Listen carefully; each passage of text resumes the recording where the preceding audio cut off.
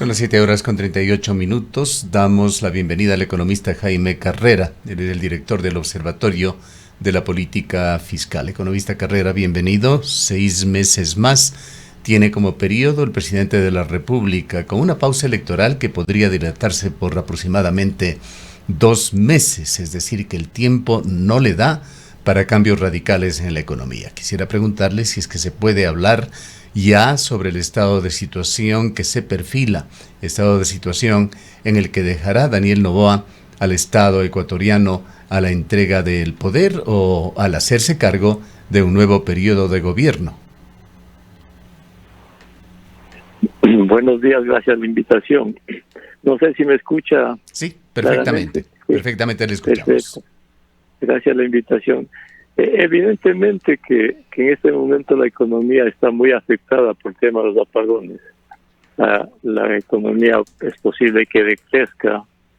El déficit público hasta fin de año va a ser de alrededor de los 4.000 millones de dólares, a pesar de todos los ingresos adicionales que ha tenido el Estado, aumento del IVA, reducción del subsidio a los combustibles, autorretenciones de impuestos a la renta, remisión tributaria, impuestos temporales a las empresas y a la banca y en general todos estos ingresos.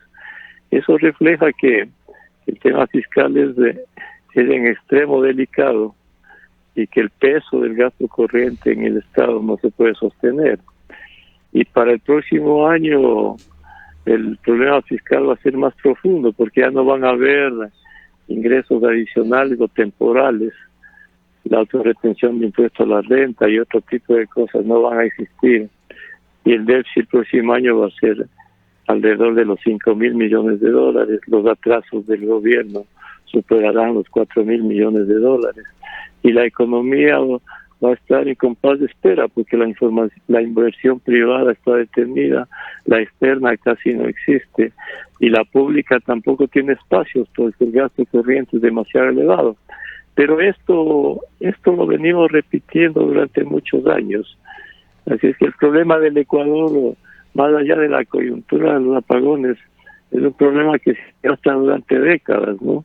Permítanme hacerle alguna historia breve. Los déficits fiscales se mantienen desde los años 70. Con el inicio del boom petrolero en el 72, el Ecuador se endeudó, después no pudo pagar las deudas. Los 80 y 90 eran recurrentes los déficits y una economía que no funcionaba, hasta que votamos gobiernos a fin de la década de los 90 y el Sucre colapsó, ¿no? Y luego con la dolarización, los primeros años la economía se recompuso, había superávit de las cuentas públicas, la deuda pública fue la mitad de lo que es ahora,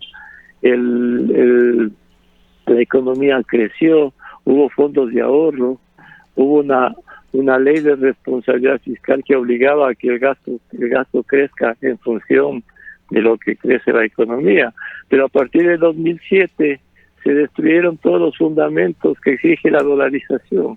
En el Ecuador nos hemos olvidado que tenemos un sistema dolarizado, ¿no? Entonces, a partir de 2007 el déficit fiscal fue elevadísimo, subió la deuda, se desajustó toda la economía y luego en la pandemia el Ecuador estuvo desprotegido y no tenía ahorros, el déficit elevado, la economía no crecía, hubo que acudir al Fondo Monetario Internacional que nos llegó a regalar hasta 1.000 millones de dólares y luego tenemos ahora otra crisis. El Ecuador está de crisis en crisis durante décadas y no aprende las lecciones, ¿no? Entonces el problema va mucho más allá de analizar la coyuntura. El Ecuador en 50 años no ha sido capaz de crecer a tasas elevadas. El promedio de crecimiento de los últimos 40 años es apenas del 2%. La inversión extranjera directa en 40 años nunca superó el 1% del PIB, es casi inexistente. Los déficits fueron recurrentes durante todo el tiempo.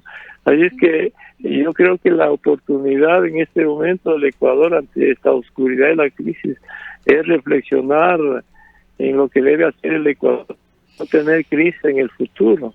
Ahora, Y lo que debe economista hacer, Carrera, muy sí, buenos días. ¿Cree y usted que buenos días. realmente en esta coyuntura electoral de cara a un proceso el 9 de febrero de 2025, este país puede entrar en ese proceso de necesaria reflexión a la que usted convoca, considerando todos estos elementos que usted nos comenta, que no es un problema puntual únicamente ahora que estamos viviendo o lo que se vino con la pandemia y ahora con la crisis eléctrica, que ha sido, digamos, circunstancias que han venido a agravar una situación que ya ha venido arrastrando este país durante muchos años? En alguna otra entrevista comentaba, o sea, yo desde que me acuerdo, este país ha vivido con déficit fiscal. Todos los años nos enfrentamos al Así es. tema del déficit fiscal. Yo no recuerdo un año en mi vida en la que no haya habido déficit fiscal, pero ¿usted cree que este hecho de vivir constantemente en elecciones, quizás esa es una de las causas que realmente no nos lleva a reflexionar, o quizás sí a reflexionar, pero no a tomar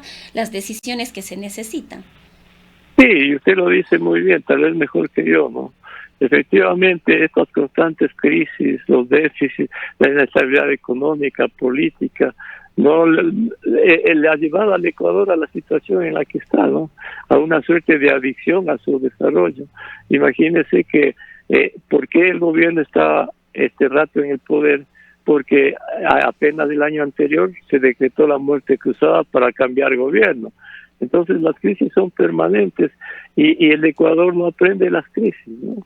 Y en este momento, en este momento grave de la falta de energía, lo que menos debemos hacer los ecuatorianos es pensar que necesitamos un cambio drástico en el manejo de la economía, del fisco, en función de una economía dolarizada.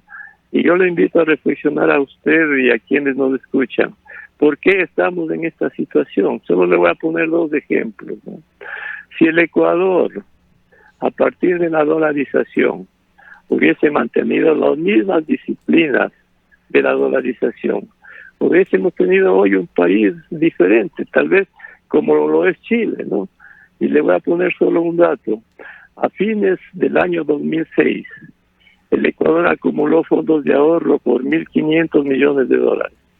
Imagínese usted si hoy tuviésemos un fondo de ahorro de unos 5.000 o 6.000 o 10.000 millones de dólares. Tendríamos un país diferente. O si, por ejemplo, en esta aplanar el aromo no se hubiesen desperdiciado 1.000 millones de dólares, tendríamos una situación diferente, no tendríamos apagones.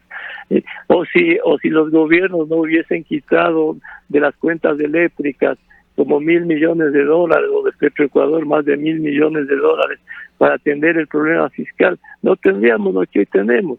Entonces el problema es profundo, son los hábitos y costumbres del Ecuador que no se ciñen a una disciplina económica fiscal. Y el problema es, en esencia, son de las élites, de los políticos, ¿no? Las Pero, élites políticas. economista Carrera, justamente sobre estos temas de ordenar la economía, los últimos dos gobiernos se han ufanado de esto. Lasso lo mostraba como su mejor trofeo, el de haber ordenado la economía. El presidente Daniel Noboa también lo ha dicho. Se atrevió incluso a señalar que el Estado, por este ordenamiento de la economía, estaba en capacidad de subsidiar las facturas por la energía eléctrica en diciembre, enero, febrero. ¿Cómo se evidencia esto del ordenamiento de la economía? ¿Cómo afecta a los ecuatorianos? ¿Se esperaría que sea con algún tipo de alivio, de beneficio? Pero es que los gobiernos no le dicen la verdad a la gente, ¿no? Y lamentablemente el país está acostumbrado a que le mientan. No hay ningún orden en las cuentas fiscales. Tanto es así que Lasso le dejó un déficit de 6.000 millones de dólares. Hoy apenas estamos sobreviviendo con ingresos temporales, con aumentos del IVA, y el próximo año volveremos a lo mismo.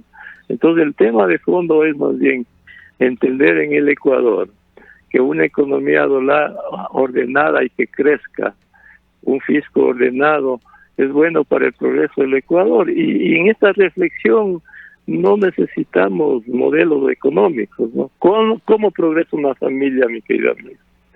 Durante toda su vida ordenando sus cuentas públicas, ahorrando lo que pueda ahorrar para comprarse una casa o un departamento o un vehículo, teniendo en sus cuentas un excedente de ahorro para poder progresar, trabajando más y teniendo más ingresos. Así progresa una familia, una empresa. ¿Cuándo progresa una empresa? Cuando tiene utilidades, cuando reinvierte, y todo lo contrario. Si una familia es desordenada, fracasa. Si una empresa es desordenada, se cierra la empresa.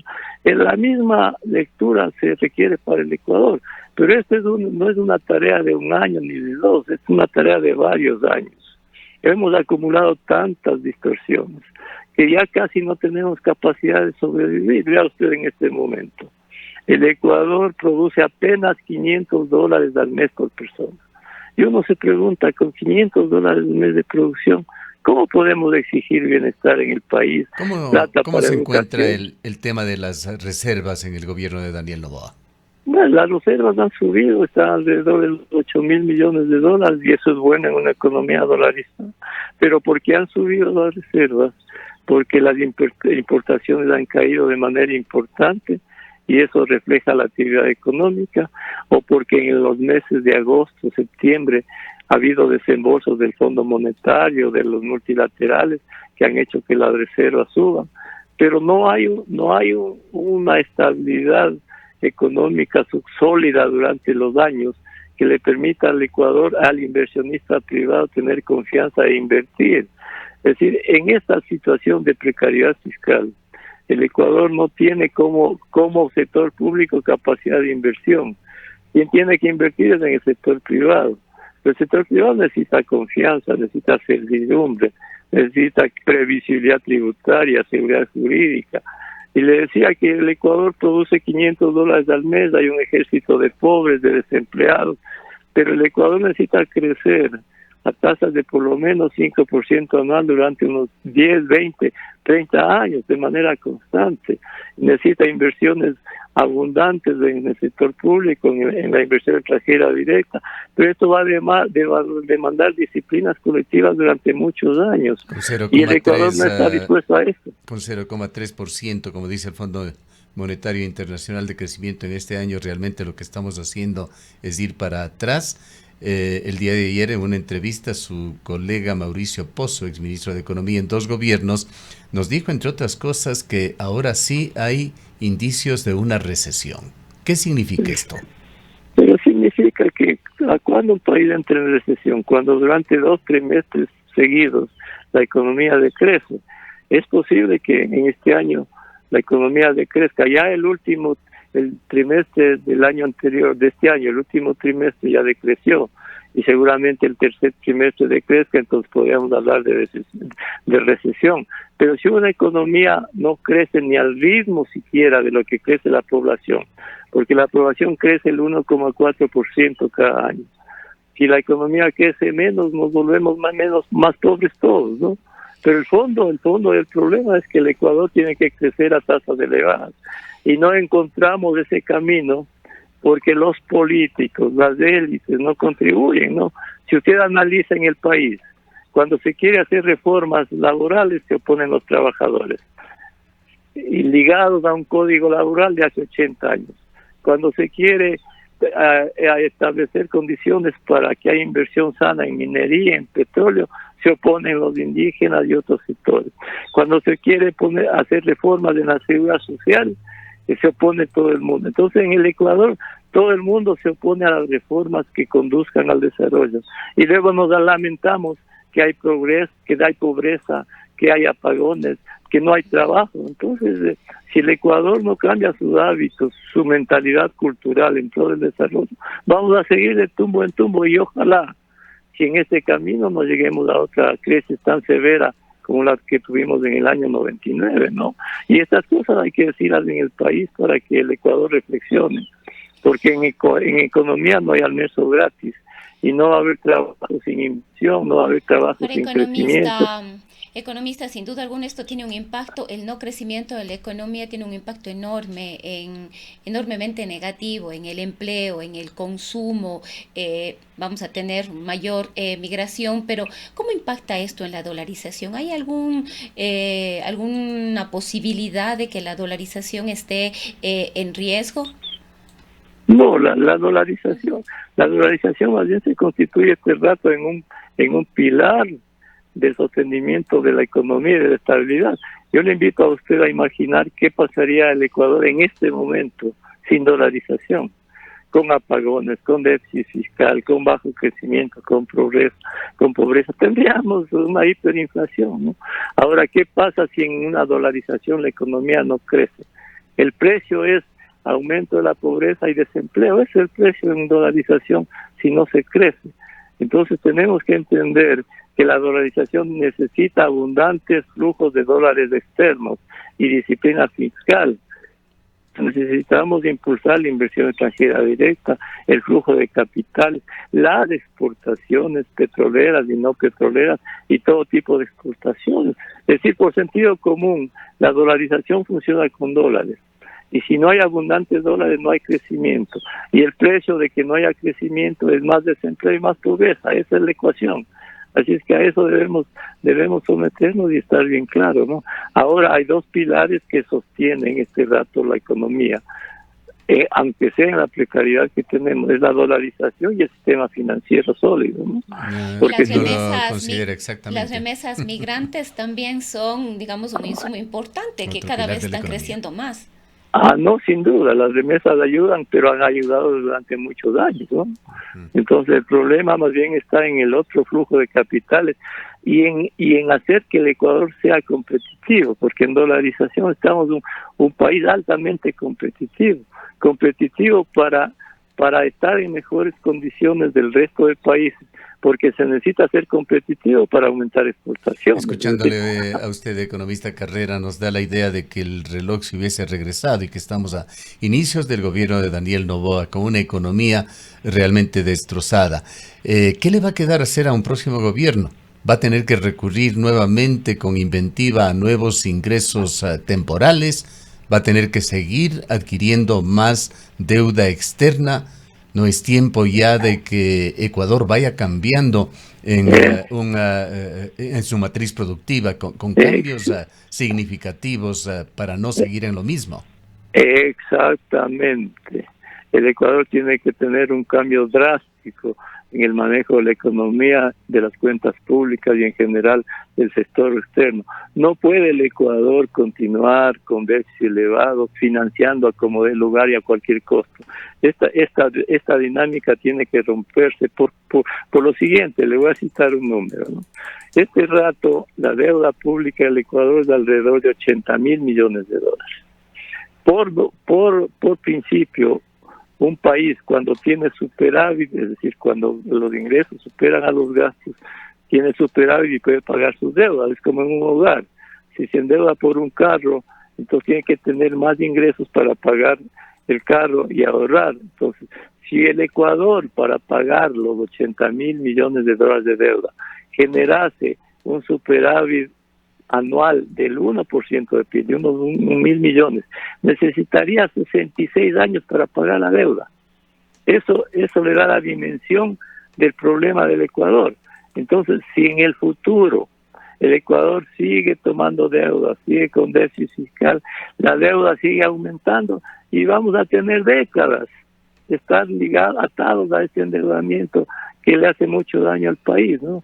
Entonces necesitamos un cambio drástico, realmente radical en el manejo de la economía y las cuentas públicas. Y en el caso de las cuentas públicas necesitamos reducir el gasto del burocrático, ¿no? No puede ser que empleemos 10,000 millones de dólares en el pago de la burocracia y se lleva toda la recaudación del IVA y del impuesto a la renta.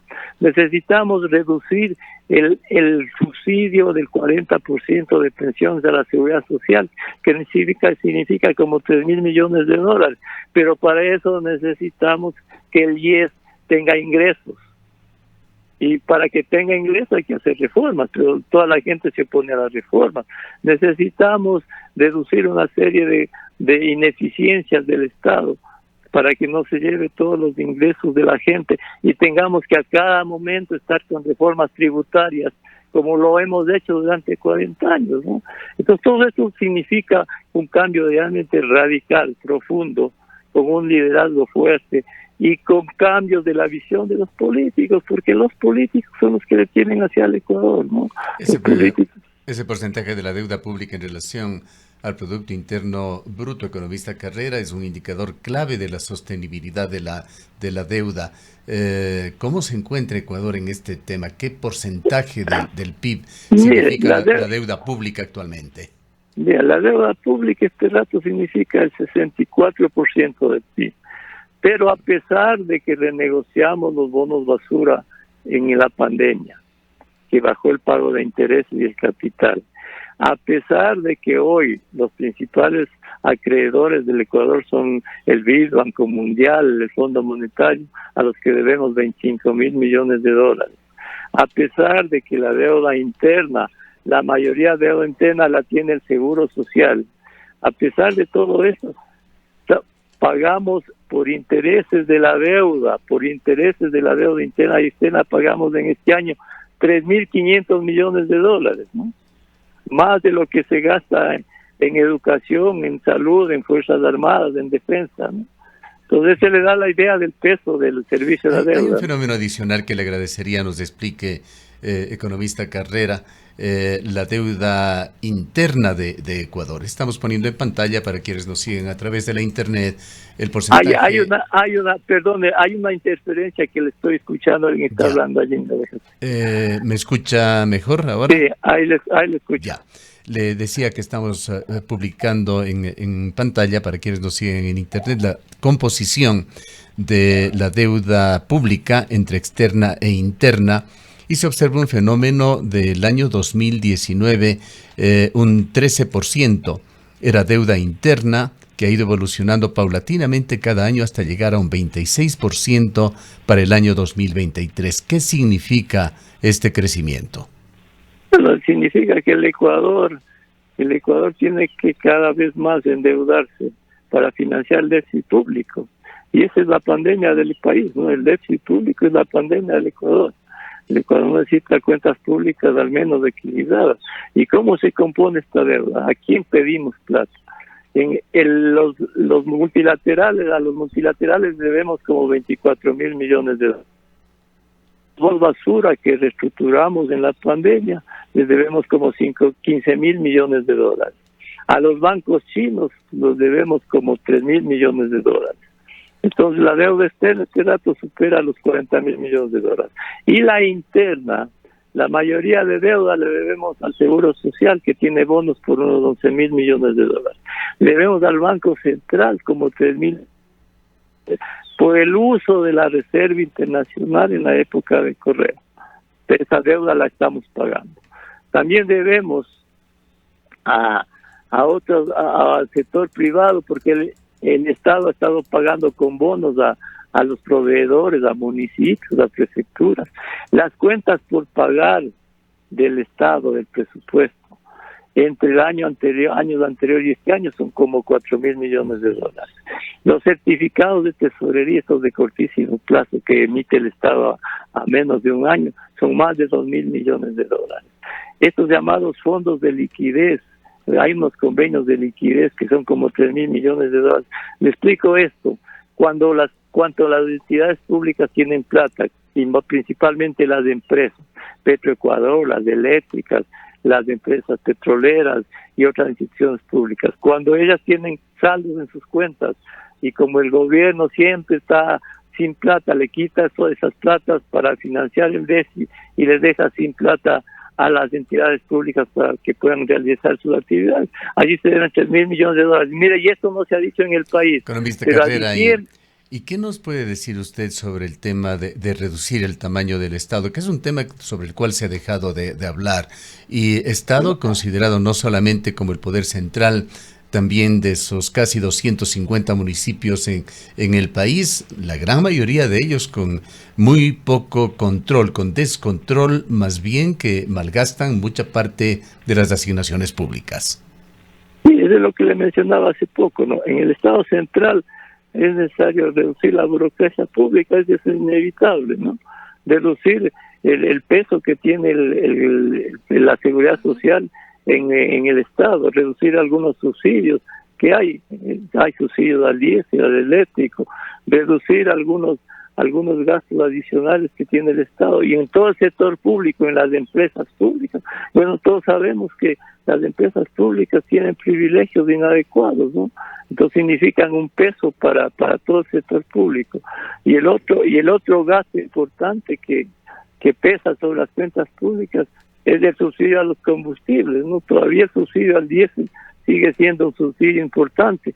Entonces, todo usted le da la medida. El Ecuador necesitaría tener un peso del gasto público de alrededor del 25% del PIB. Y este dato llega casi al 40% del PIB. Entonces, eso no es manejable para el país. Entonces, todo lo que lo que estamos conversando significa, pero cambios profundos en la economía y en el fisco. Y si no lo hacemos, el Ecuador va a seguir en crisis permanente. Hay otros temas también sobre los cuales se habla de manera permanente, pero tampoco se ve acciones. Por ejemplo, la evasión fiscal. Se decía la CEPAL, más de 7.000 millones de dólares en evasión fiscal aquí en el país. ¿Hay formas realmente de controlar esto, de enfrentar esta situación? O el cobro de las deudas en firme, que también alcanza unos cuantos miles de millones de dólares y que tampoco el SRI puede cobrar. Bueno, esto lo que usted dice se repite mucho en el Ecuador, ¿no? Primero, no hay cálculos exactos de elevación fiscal. Algo hay que hacer allí, el Estado ha hecho algo, pero se logra y es muy complicado reducir esa evasión. También hay un tema que se puede entender, es el tema de las exenciones o exoneraciones de impuestos, ¿no? Que allí también hay una gran cantidad de recursos que se pueden mejorar. Pero para todo eso necesitamos un Estado eficiente. Pero el problema de fondo en los tributos es que tenemos una población que está en la informalidad y en la pobreza, que significa más de 4 millones de personas, porque si uno mira en el conjunto de la economía, ¿quiénes realmente tributamos? Son pocas empresas y pocas personas, ¿no? Porque hay una gran informalidad, porque hay un gran nivel de pobreza. Entonces es necesario incorporar a toda esa gente a la formalidad y al aparato productivo, pero es una retórica que la llevamos en el país durante muchos años, ¿no? Entonces para arreglar todo esto necesitamos una economía que genere confianza, que genere certidumbre, ¿no? Para invertir esencialmente.